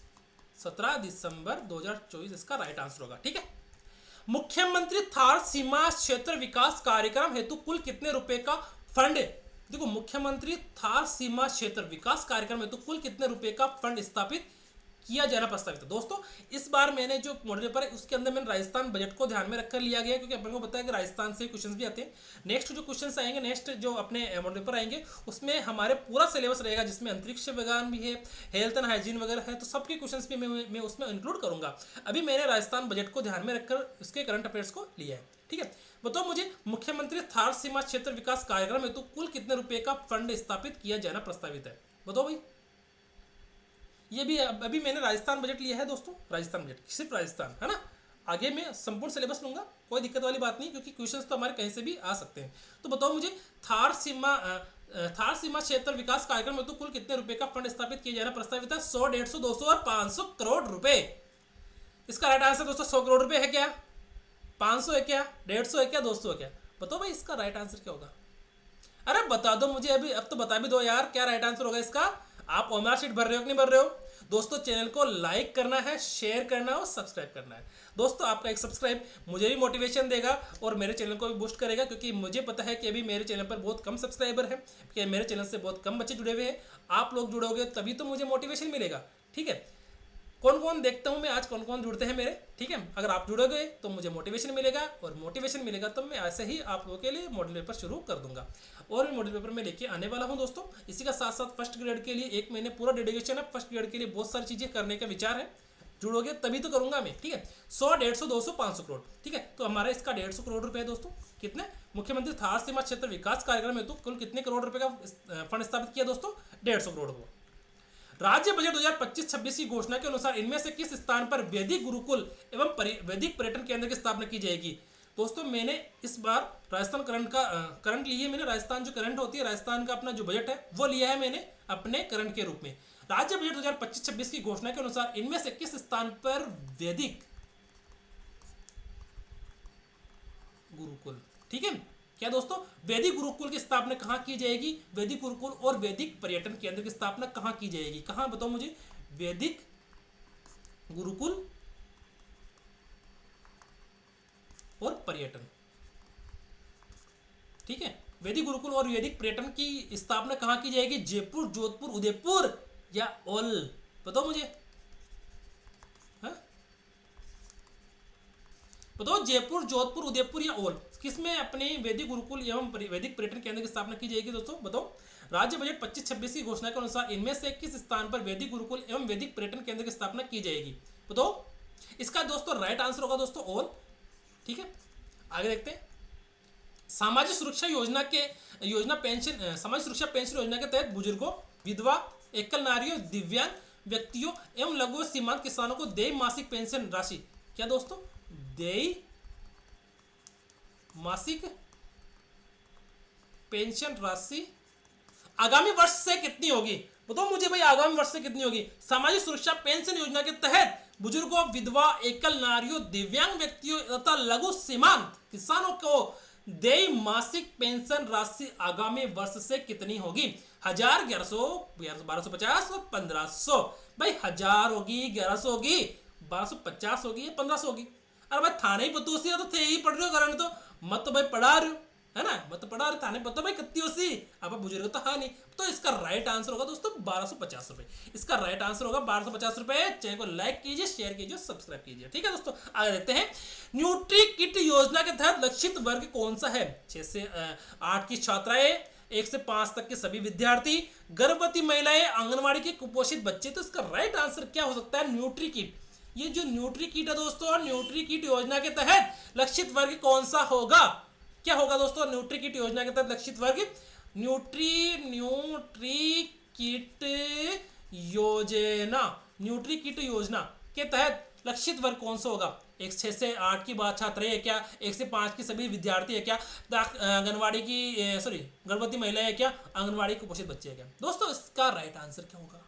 क्या राइट आंसर होगा दोस्तों? इसका राइट आंसर होगा अपने दोस्तों गर्भवती महिलाएं। जो अपनी गर्भवती महिलाएं होती हैं वो उसका संबंध न्यूट्री किट योजना से। अब बताइए जो प्रेग्नेंट लेडी होती है उनको जैसे आंगनवाड़ी से आंगनबाड़ी वगैरह से भी जो पोषण हेतु मिलते हैं वो मिलते हैं, जैसे दलिया वगैरह मिलता है, दलिया कुछ मिलता है आंगनबाड़ी में से, ठीक है।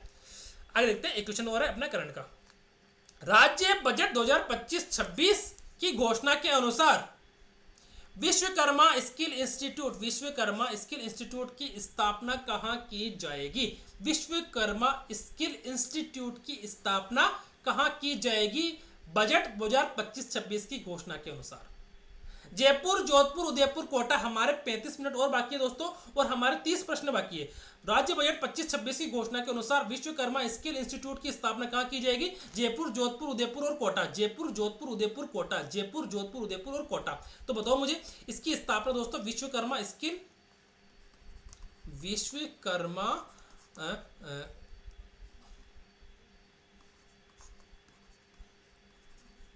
इसको मैं वापस लिख देता हूं, विश्वकर्मा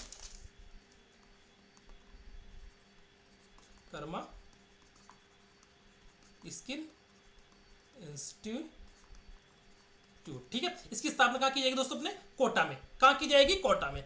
आगे देखते हैं, पेट्रोलियम अग्नि के लिए कौन सा अग्निशामक प्रयोग किया जाता है? फोम प्रकार, सोडा एसिड प्रकार, पाउडर प्रकार, इनमें से कोई नहीं। साइंस के क्वेश्चन स्टार्ट हो चुके हैं दोस्तों, फटाफट आ जाओ जल्दी से। पेट्रोलियम अग्नि के लिए कौन सा प्रकार का अग्निशामक प्रयोग किया जाता है? पेट्रोलियम अग्नि के लिए कौन से प्रकार का अग्निशामक प्रयोग किया जाता है दोस्तों? फटाफट बता दो मुझे, पेट्रोलियम अग्नि के लिए कौन से प्रकार का अग्निशामक? क्या दोस्तों? अग्निशामक मतलब जहां पर पेट्रोलियम से संबंधित आग लग जाती है उसे बुझाने के लिए किस प्रकार के अग्निशामक का प्रयोग किया जाता है? फोम, सोडा एसिड, पाउडर प्रकार, इनमें से कोई नहीं। बताओ भाई, बताओ फटाफट, बताओ मुझे पेट्रोलियम प्रकार की अग्निशामक में किसका प्रयोग किया जाता है? भाई फोम प्रकार का प्रयोग किया जाता है। किसका प्रयोग किया जाता है? फोम प्रकार का, क्योंकि फोम डालेंगे तो अग्नि फटाफट बुझ जाएंगी, ठीक है। पेट्रोल की आग पानी से नहीं बुझती है, पेट्रोल की आग पानी से नहीं बुझती है, ठीक है। आगे देखते हैं, पेट्रोल में लगी आग को बुझाने में जल प्रवाही नहीं होता, क्योंकि पेट्रोल में लगी आग को बुझाने में जल प्रवाही नहीं होता। क्योंकि नहीं होता दोस्तों, क्यों नहीं होता? आप लोग मुझे बताओ, पेट्रोल में लगी आग को बुझाने में जल प्रवाही क्यों नहीं होता है? ज्वाला इतनी गर्म होती है कि जल उसे ठंडी नहीं कर पाता। जल और पेट्रोल में रासायनिक अभिक्रिया हो जाती है। जल और पेट्रोल एक दूसरे के मिश्रण ही है। अच्छा, जल और पेट्रोल तो एक दूसरे मिश्रण तो है ही नहीं।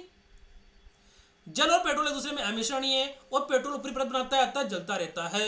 देखो, ज्वाला इतनी गर्म होती है कि जल उसे ठंडा नहीं कर सकता। ऐसा तो शायद ही पता नहीं। जल और पेट्रोल में रासायनिक अभिक्रिया होती है, हाँ होती तो है।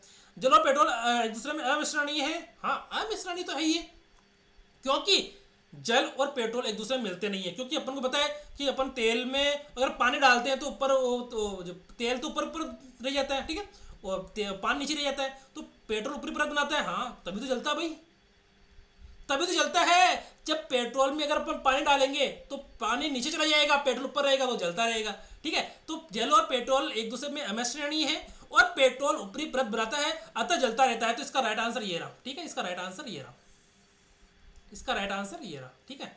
ऑप्शन नंबर 4 इसका राइट आंसर है दोस्तों, ऑप्शन नंबर 4, ठीक है। आगे देखते हैं, प्राकृतिक रबड़ किसका बहुलक है? प्राकृतिक रबड़ एक 3 ब्यूटा डाइईन का, नियोप्रीन का, आइसोप्रीन का, क्लोरोप्रीन का, किसका बहुलक है भाई प्राकृतिक रबड़? मुझे कमेंट करके बता दो।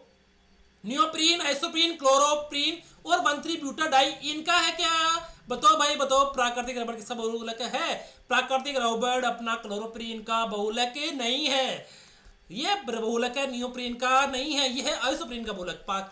जो अपना नेचुरल जो रबड़ होता है वो किसका बहुलक है दोस्तों? आइसोप्रीन का। आगे देखते हैं, जल की तरल प्रकृति का कारण है, जल की तरल प्रकृति का कारण है, देखो जल की तरल प्रकृति का कारण है, जल की तरल प्रकृति का कारण है भाई, आयनिक है क्या? हाइड्रोजन बंध है क्या? डाइसल्फाइड बंध है क्या? केवलेंट बंध है क्या? भाई काई बंध है भाई? जल क्या होता है अपना H2O, तो जल में कौन सा बंध है भाई? जल में कौन सा बंध है बताओ भाई? आयनिक है क्या? देखो ये आवनिक नहीं होगा दोस्तों, ये है आयनिक। हाइड्रोजन है क्या? डाइसल्फाइड है क्या? केवलेंट है क्या? तो जल की तरल प्रकृति का कारण दोस्तों अपने हाइड्रोजन बाबा है। कौन है? हाइड्रोजन बाबा। निम्न में से कौन सा प्राकृतिक बहुलक है? निम्न में से कौन सा प्राकृतिक बहुलक है? बताओ भाई। Bakelite, cellulose, PVC, nylon. Bakelite, cellulose, PVC, nylon. प्राकृतिक बहुलक कौन सा है इसमें से दोस्तों? अपना बेकेलाइट है क्या? नहीं है, सेलुलोज। अपने जो प्राकृतिक बहुलक है वो कौन सा है दोस्तों? सेलुलोज। अब आगे बढ़ते हैं दोस्तों, हमारे 30 मिनट बचा है और आधा घंटा बचा है, हमारे पास 25 क्वेश्चन और बाकी है। करते हैं। इस क्वेश्चन का आंसर दो फटाफट। वह कौन सी परियोजना जिसमें सिंचाई केवल फव्वारा सिंचाई पद्धति से ही करने का प्रावधान है? दोस्तों मैं पहले से पानी पी लेता हूं थोड़ा सा, ठीक है? मैं पानी पी लेता हूं और आप लोग इसका आंसर दो।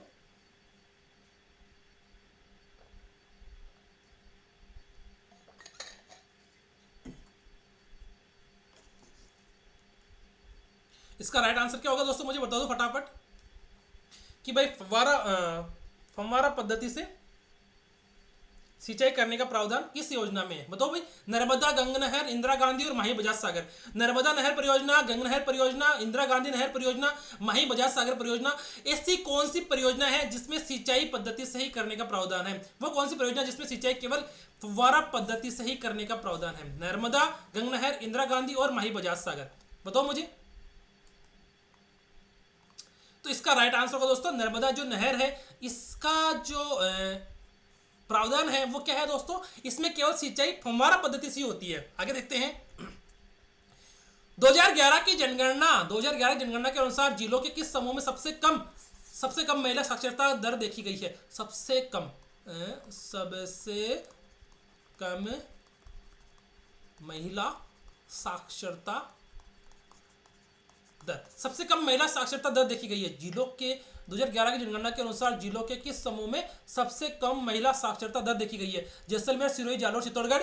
जैसलमेर, सिरोही, बांसवाड़ा, जालोर। जैसलमेर, सिरोही, जालोर, बाड़मेर। जैसलमेर, सिरोही, बाड़मेर, सवाईमाधोपुर। तो भाई जैसलमेर, सिरोही तो सब में है, तो इसका मतलब ये तो दोनों तो पक्का पक्का पक्का पक्का आएंगे। अब अपने वो जालोर, बांसवाड़ा, जालोर, बाड़मेर, तो भाई जालोर भी दो में है, तो इसका मतलब क्या हुआ? भाई जालोर भी दो में है, तो दो में से अपन को लगता है कि ये वाला ऑप्शन हो सकता है शायद, है ना? ये दोनों तो हो सकते हैं। अब चित्तौड़ है, ये बाड़मेर है। भाई चित्तौड़ में तो यार महिला साक्षरता दर तो लगता है मुझे अच्छी है, पर बाड़मेर में शायद महिला साक्षरता दर कम हो सकती है। तो इसका राइट आंसर क्या हो सकता है दोस्तों? बताओ मुझे। अरे बता दो मुझे। भाई चैनल को लाइक करना है, शेयर करना है, सब्सक्राइब करना है, मैं तभी मॉडल पेपर और लाऊंगा, ठीक है? तो इसका आंसर होगा जैसलमेर, सिरोही, जालोर और बाड़मेर, जहां पर महिला साक्षरता दर सबसे कम देखी गई है। आगे देखते हैं। राजस्थान सरकार ने Rajasthan wind hybrid energy policy कब लागू की? राजस्थान सरकार ने Rajasthan wind and hybrid energy policy कब लागू की? भाई 19, 20, 19, 22। तो भाई 19 तो दो बार है। भाई 19 दो बार है, तो लगता है मुझे 19 हो सकता है क्या? भाई 18 दिसंबर 2019 को की, 1 दिसंबर 19 को की, 4 अक्टूबर 2020 को की, या 1 सितंबर 2022 को की? कब की होगी यार? कब की बताओ भाई, कमेंट करके बता देना। हमारे पास 27 मिनट है और 25 से क्वेश्चन और बाकी है। भाई राजस्थान सरकार ने Rajasthan wind and hybrid energy policy कब लागू की? भाई आप लोग ओमार शीट में भर रहे हो कि नहीं भर रहे हो? मुझे बता दो फटाफट। इसका राइट आंसर होगा दोस्तों 18 दिसंबर 2019, ठीक है? आगे देखते हैं। राजस्थान में प्रथम बार रेल सेवा कब प्रारंभ की गई? प्रथम रेल सेवा कब प्रारंभ की गई? प्रथम रेल सेवा कब प्रारंभ की? राजस्थान में प्रथम बार रेल सेवा कब प्रारंभ की गई?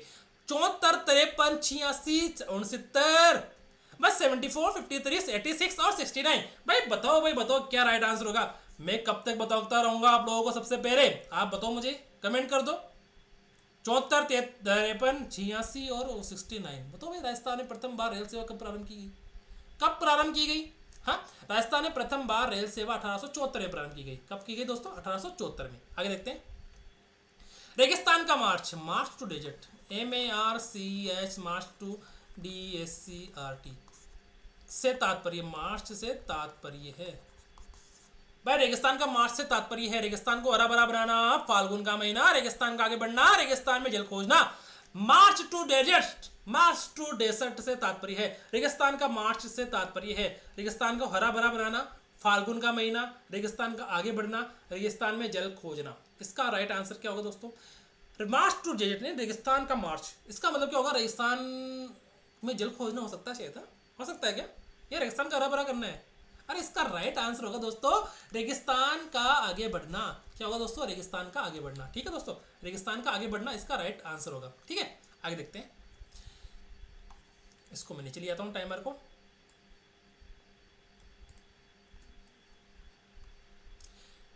राजस्थान निम्नलिखित कथनों पर विचार कीजिए। ठीक है, राजस्थान पर्यटन निदेशालय की स्थापना 1965 में हुई। राजस्थान पर्यटन निदेशालय की स्थापना 1965 में हुई और पर्यटन को उद्योग का दर्जा यूनेस्को समिति की सिफारिश पर 1985 में दिया गया। बताओ भाई इसमें से राइट आंसर कौन सा होगा?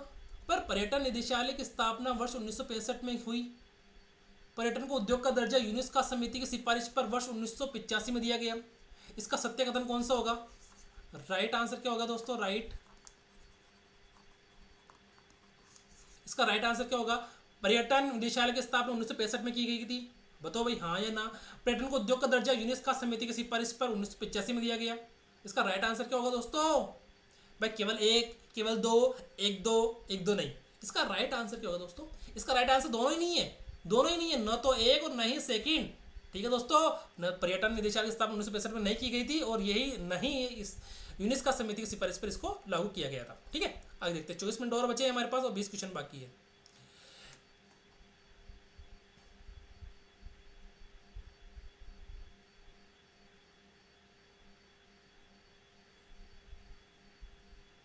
एक 13 वर्षीय बालक बात बात में एक 13 वर्षीय बालक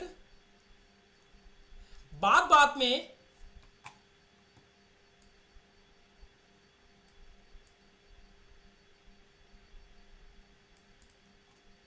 एक 13 वर्षीय बालक बात बात में अपने अपने बड़ों से झगड़ा करने लगता है और हमेशा स्वयं को सही साबित करने की कोशिश करता है। वह विकास की किस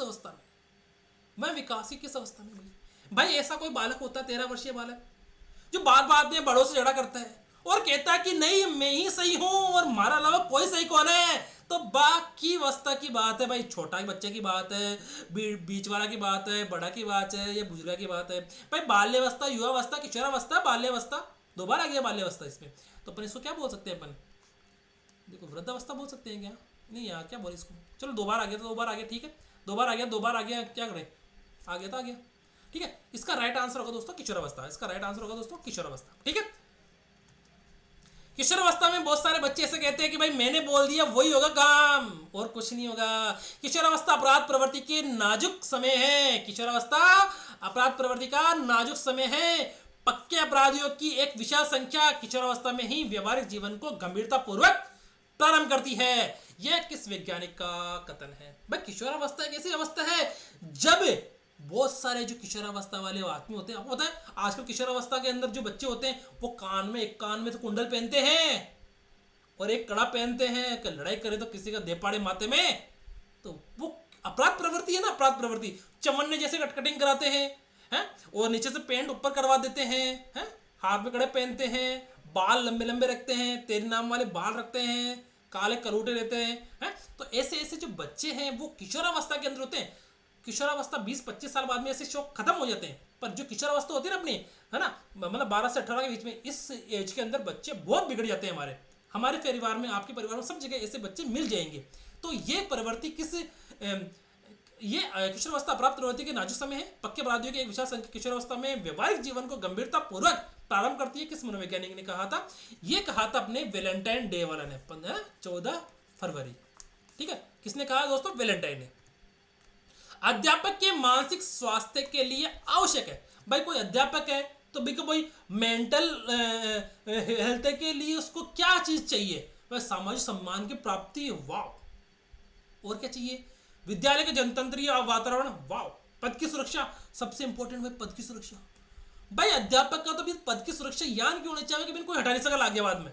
सामाजिक देखो पद की सुरक्षा है तो सामाजिक सम्मान अपने आप प्राप्त हो जाएगी। जो टीचर है तो उसको सामाजिक सम्मान तो अपने आप प्राप्त हो जाएगा। विद्यालय का जनता, और सबसे इंपॉर्टेंट ये भी है कि विद्यालय का वातावरण भी सही होना चाहिए। बहुत सारी जगह पे किचकिच होती रहती है, मैडमों का अलग ग्रुप, जेंट्स का अलग ग्रुप, वो इस पे वार करता है, वो इस पे वार करता है। तो ऐसी चीजें भी वहां पे होती है, तो वहां पे उसका मेंटल हेल्थ तो सही रह नहीं पाता है। तो ऐसी चीजें भी बहुत जरूरी है। देखो सामाजिक सम्मान की प्राप्ति तो हो जाती है, पद की सुरक्षा भी चलो आजकल है, पर विद्यालय का जनतांत्रिक वातावरण ये थोड़ा सा आजकल मान लो कि 10 में से 5 स्कूलों में खराब हो चुका है। तो इसका राइट आंसर दोस्तों ऑल। ठीक है, क्वेश्चन नंबर 60, मानसिक स्वास्थ्य के संप्रत्य की पूर्ण जानकारी एक शिक्षक को योग्य बनाती है। मानसिक स्वास्थ्य के संप्रत्य की पूर्ण जानकारी एक शिक्षक को योग्य बनाती है अंतर विद्यार्थियों से अंतःक्रिया करने में। भाई विद्यार्थियों की मानसिक स्वास्थ्य की जानकारी एक शिक्षक को क्या बनाती है? अंतर विद्यार्थियों के देखो क्या है, अंतर विद्यार्थियों से अंतःक्रिया करने में, सॉरी अन्य विद्यार्थियों से अंतःक्रिया करने में, उपयुक्त शिक्षण व्यूह रचना चयन में, विद्यार्थियों के अवांछित व्यवहार में गहन सूझ विकसित करने में, विषय वस्तु के संप्रत्य स्पष्टीकरण में। तो इसका राइट आंसर क्या हो सकता है? भाई मानसिक स्वास्थ्य के संप्रत्य की पूर्ण जानकारी किसकी संप्रत्य की पूर्ण जानकारी? विद्यार्थियों की है, विद्यार्थियों की। विद्यार्थी के मानसिक स्वास्थ्य संप्रत्य की पूर्ण जानकारी शिक्षक को योग्य बनाती है। किसके योग्य बनाती है भाई? अंतःक्रिया करने में, व्यूह रचना बनाने में, अवांछित व्यवहार में गहन सूझ विकसित करने में। तो इसका राइट आंसर क्या हो सकता है दोस्तों? मेरे अकॉर्डिंग ये तीसरा है। ठीक है, आगे देखते हैं। संवेगात्मक बुद्धि से तात्पर्य, संवेगात्मक बुद्धि से तात्पर्य संवेगों को पहचानने में, संवेगों को समझने की क्षमता में, संवेगों के नियंत्रण रखना में, उपर्युक्त सभी। तो भाई संवेगों के पहचानने की क्षमता में, संवेगों को समझने की क्षमता में, संवेगों को नियंत्रण रखना, संवेगों के नियंत्रण रखना। तो इसका क्या आंसर हो सकता है दोस्तों? मुझे बता दो आप, इसका राइट आंसर क्या हो सकता है? भाई इसका राइट आंसर दोस्तों पूरा उपयुक्त सभी। भाई संवेगात्मक बुद्धि से तात्पर्य क्या है? संवेगों को पहचानने की क्षमता से, संवेगों को समझने की क्षमता से और संवेगों को नियंत्रण रखना। ये सभी क्या हो सकते हैं दोस्तों? संवेगात्मक बुद्धि से संबंधित है। आगे देखते हैं। राजस्थान माध्यमिक शिक्षा अधिनियम कब बनाया गया? भाई राजस्थान माध्यमिक शिक्षा अधिनियम, राजस्थान माध्यमिक शिक्षा अधिनियम कब बनाया गया? भाई कब बनाया गया? 56, 58, 57 और 59। भाई 1956 में बनाया गया कि कब बनाया गया? 57 में बनाया गया, कब बनाया गया? 58 में या 59 में? तो ये माध्यमिक शिक्षा अधिनियम कब बनाया दोस्तों? ये 1957 में बनाया गया। राजस्थान माध्यमिक शिक्षा अधिनियम 1957 में बनाया गया। दोस्तों अपने अभी 13 क्वेश्चन बाकी है और 18 मिनट और शेष बचे। तो अपने को देखो अब 5-7 मिनट तो अपने को बचाना पड़ेगा। ठीक है, आगे देखते हैं। एसएमसी के अध्यक्ष उपाध्यक्ष कार्यकाल कितना होता है? एसएमसी के अध्यक्ष उपाध्यक्ष कार्यकाल कितना होता है? भाई बताओ मुझे, एसएमसी के अध्यक्ष और उपाध्यक्ष का कार्यकाल कितना होता है? बताओ भाई। 2, 4, 3, 5 कितना होता है भाई एसएमसी के अध्यक्ष उपाध्यक्ष कार्यकाल? एसएमसी के उपाध्यक्ष कार्यकाल दोस्तों 2 वर्ष होता है। ठीक है भाई। डाइस का मतलब क्या होता है? डाइस देखो, डाइस कोड होता है हर स्कूल के अंदर। एक डाइस कोड होता है 11 अंकों का। ठीक है, 11 अंकों का एक डाइस कोड होता है जिसमें ऐसे 0, ऐसे 0, 82, 91, 0 ऐसे करके कुछ होता है। ठीक है,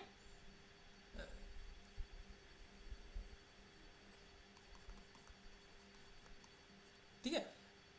1, 2, 3, 4, 5, 6, 7, 8, 9, 10, 11 अंकों का होता है ये। ठीक है, तो ये डाइस का पूरा नाम क्या है? District information system for exam, district information system for education, district data interface system for education और database information system for of education. भाई इसका राइट आंसर क्या होगा? भाई district information system for education होगा, district information system for exam होगा, data interface system of exam होगा, education होगा, या data base system of education होगा।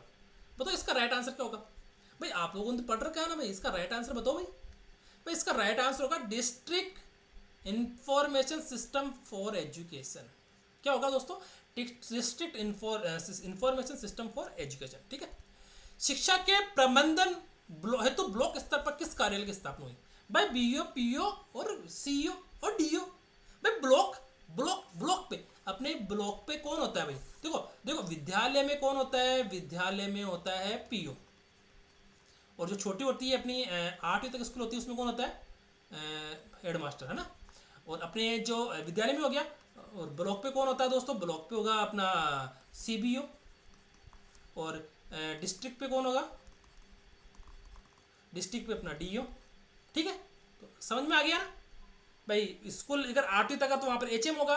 विद्यालय के अंदर है अपना जो 12th लेवल एग्जाम है, जो 12th तक होता है, वहाँ पे पीओ। ब्लॉक पे सीबीओ और डिस्ट्रिक्ट में डीओ। तो अपने ब्लॉक स्तर पर पूछा, ब्लॉक पे पीओ या उसको बीओ कार्यालय भी बोल सकते हैं अपन। अभी वर्तमान में तो अपन सीबीओ कार्यालय बोलते हैं, पर बीओ कार्यालय भी बोल सकते हैं, ब्लॉक एजुकेशन ऑफिसर। ठीक है, कार्यालय। आगे देखते हैं। संस्थागत नियोजन है शिक्षा सुधार की यात्रा एक मील का पत्थर है। यह कथन किसका है? संस्थागत नियोजन शिक्षा सुधार की यात्रा में एक मील का पत्थर है। संस्थागत नियोजन शिक्षा सुधार की यात्रा में एक मील का पत्थर है। यह कथन किसका है?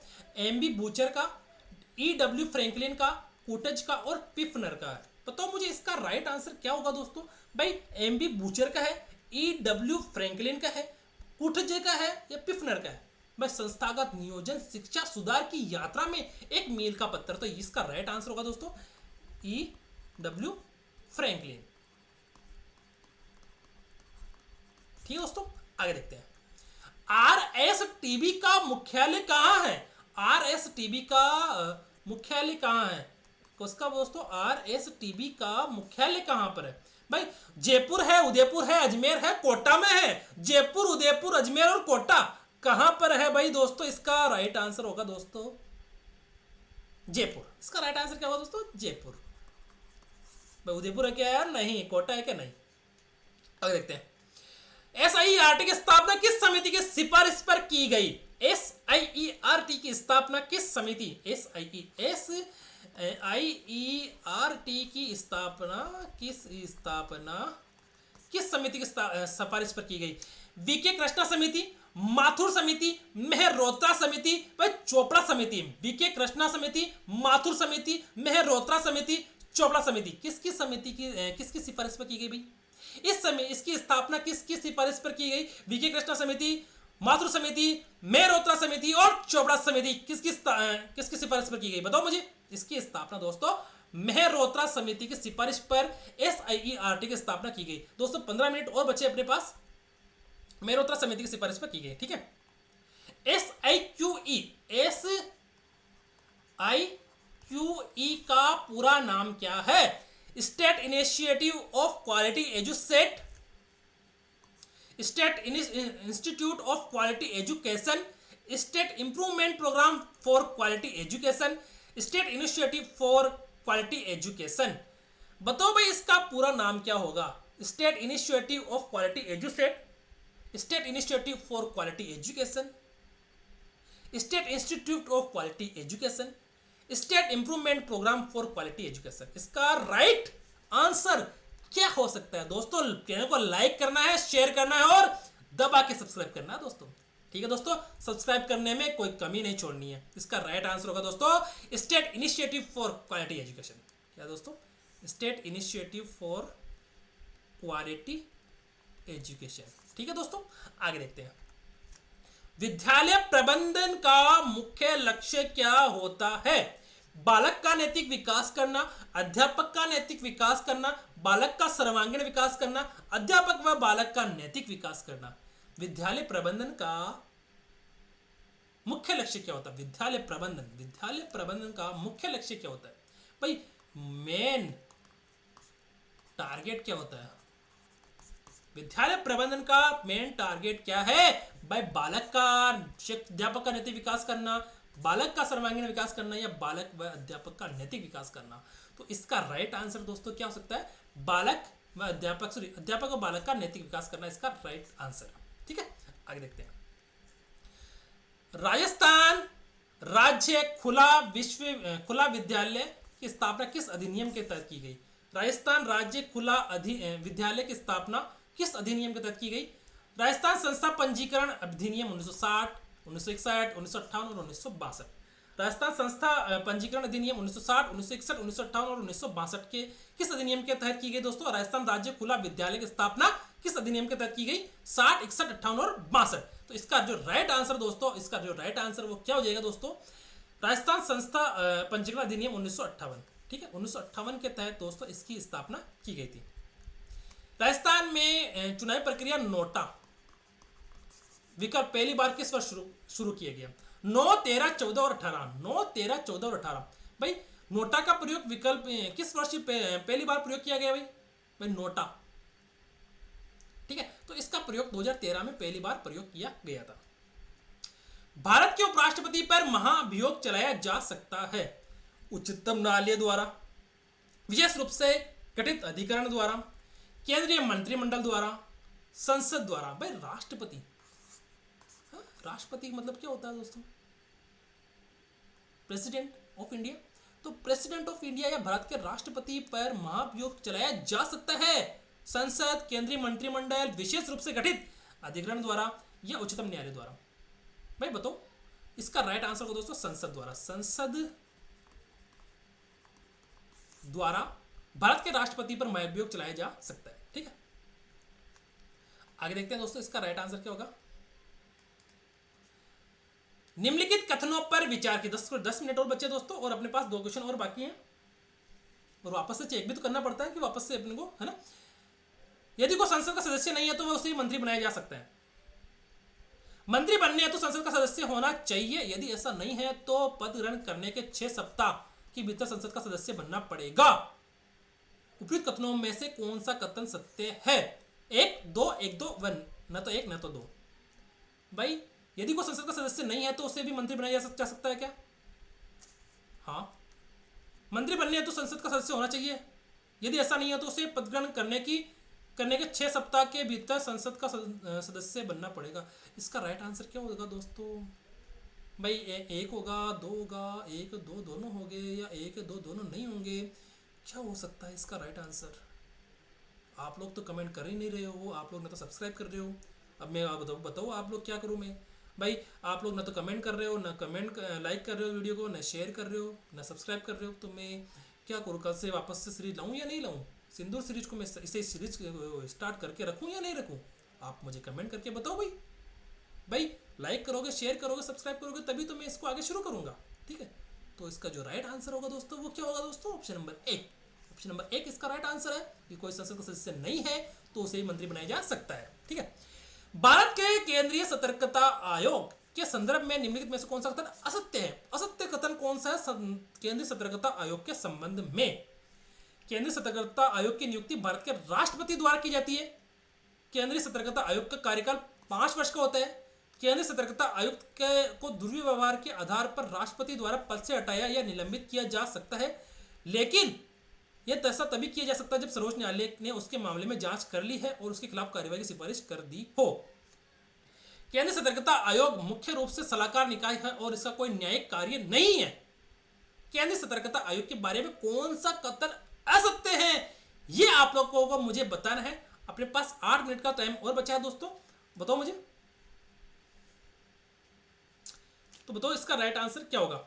इसका राइट आंसर दोस्तों क्या होगा मुझे कमेंट करके बता दो। इसका राइट आंसर क्या होगा? चलो बताओ मुझे इसका राइट आंसर क्या होगा दोस्तों।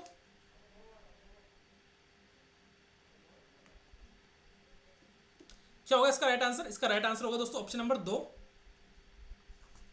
केंद्र सतर्कता आयुक्त का कार्यकाल 5 वर्ष का होता है। ठीक है दोस्तों, केंद्र सतर्कता आयुक्त का कार्यकाल 5 वर्ष का होता है, ये इसका राइट आंसर है।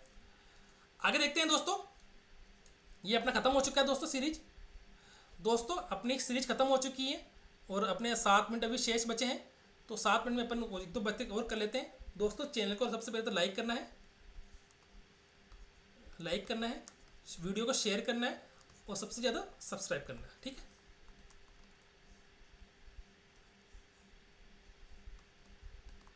ठीक है, क्योंकि दोस्तों चैनल बहुत छोटा है तो आप लोग सब्सक्राइब करोगे तभी तो बड़ा बनेगा।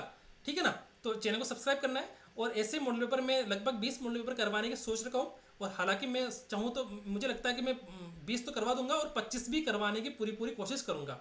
और पूरे राजस्थान में मुझे नहीं लगता कि किसी ने इस मॉडल पेपर अभी तक शुरू किए होंगे, और सब ने मॉडल पेपर सेल करने की सोच रखी है, तो सब मॉडल पेपर सेल कर रहे हैं 100 रुपये, 99 रुपये, 200 रुपये, 400 रुपये में। पर मैंने ऐसा नहीं किया, मैं पूरे मॉडल पेपर अपनी शिद्दत से बना रहा हूँ। आप लोगों को अच्छा लगे तो आप लोग प्लीज़ चैनल को लाइक कीजिए, शेयर कीजिए, सब्सक्राइब कीजिए। और दोस्तों कैसा लगा मॉडल पेपर आप लोग मुझे कमेंट करके बता देना, कमेंट करने से चूकना मत। ठीक है दोस्तों, ठीक है ना, चलो ठीक है, थैंक यू।